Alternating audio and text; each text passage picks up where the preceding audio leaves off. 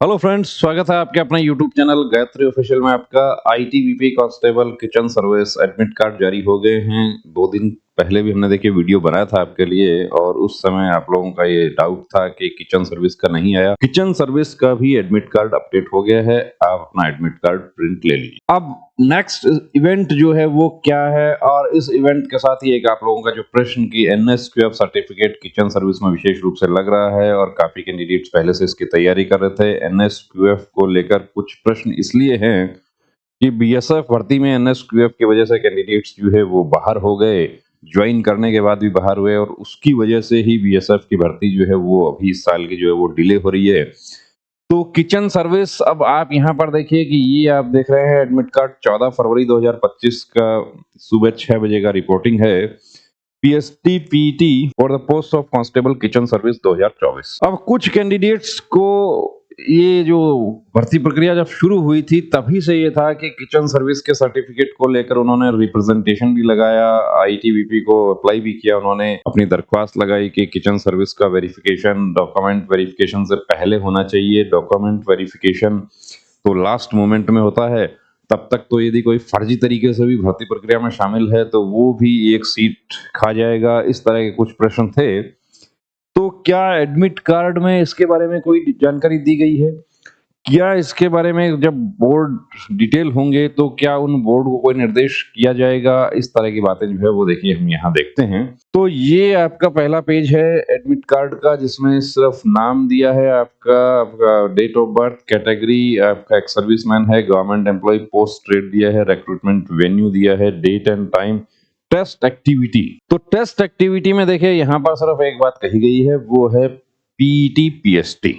अब PT PST में कौन कौन से इवेंट्स होंगे उसके लिए हम आपके लिए अलग से वीडियो बना रहे हैं। इस एडमिट कार्ड में क्या किचन सर्विस का जो सर्टिफिकेट है, एनएसक्यूएफ सर्टिफिकेट है, उसके बारे में कुछ कहा गया है। निर्देश जो है उसमें देखिए हम आ जाते हैं, ये इंस्ट्रक्शंस है। इंस्ट्रक्शंस यदि हम बात करें तो यहाँ पर लिखा हुआ है कि compulsory to bring this admit card and print out of online application form by the candidate, else entry in the test venue will be denied. एक तो इसका प्रिंट साथ में जो आपने ऑनलाइन अप्लाई किया था, यानी कि रजिस्ट्रेशन फॉर्म, आपका फॉर्म एप्लीकेशन है, उसका प्रिंट लेना है। प्रोविजनल कैंच्योर है, इसके आधार पे आप ये क्लेम नहीं कर सकते कि मेरा सिलेक्शन क्यों नहीं हुआ। Candidate should bring with them original voter ID card, Aadhaar card, driving licence, PAN card और any ID card issued by government.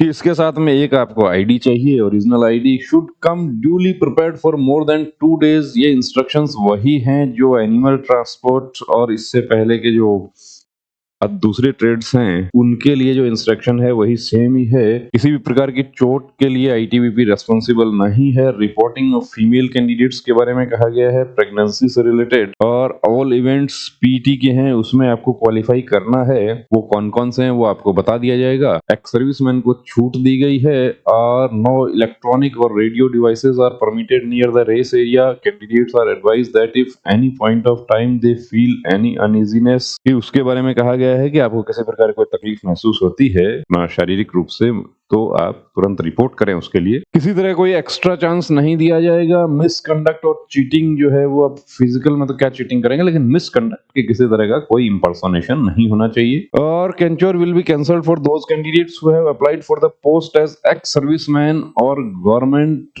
Employ but is neither. कुछ कैंडिडेट्स ने फॉर्म फिल करने में गलती कर दी थी कि एक्स सर्विसमैन पे क्लिक कर दिया या गवर्नमेंट एम्प्लॉय पे क्लिक कर दिया, तो उनके लिए कहा गया है कि उनकी उम्मीदवारी यहीं पे रद्द कर दी जाएगी।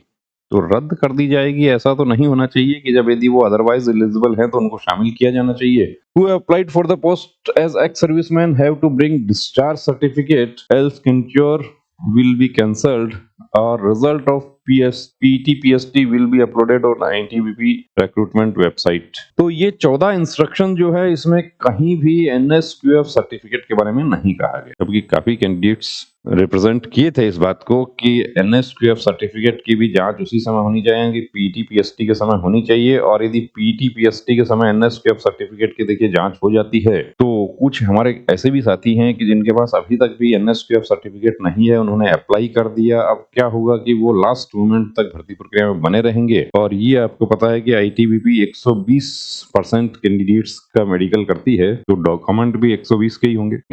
10 पोस्ट है तो 12 कैंडिडेट को बुलाया जाएगा। तो ये जो है यहाँ पर एनएसक्यूएफ के बारे में तो कुछ कहा नहीं गया है। इसके आगे फर्दर क्या कोर्स ऑफ एक्शन हो सकता है, क्या किया जा सकता है, उसके बारे में देखिए हम कोशिश कर रहे हैं कि जैसे ही कोई अपडेट होता है तो आपके लिए लेकर आएंगे। फिजिकल एफिशिएंसी की आप लोग अपनी तैयारी शुरू कर दीजिए। साथ में दूसरी बात, आप अपने रिटन की भी तैयारी भी से शुरू कर दीजिए, क्योंकि सीबीटी आपको बहुत ज्यादा समय नहीं मिलेगा कि जैसे ही आप लोगों के पीएसटी पीटी होगा कंप्लीट और बहुत जल्द आपका एडमिट कार्ड जारी हो जाएंगे रिटन एग्जाम के लिए।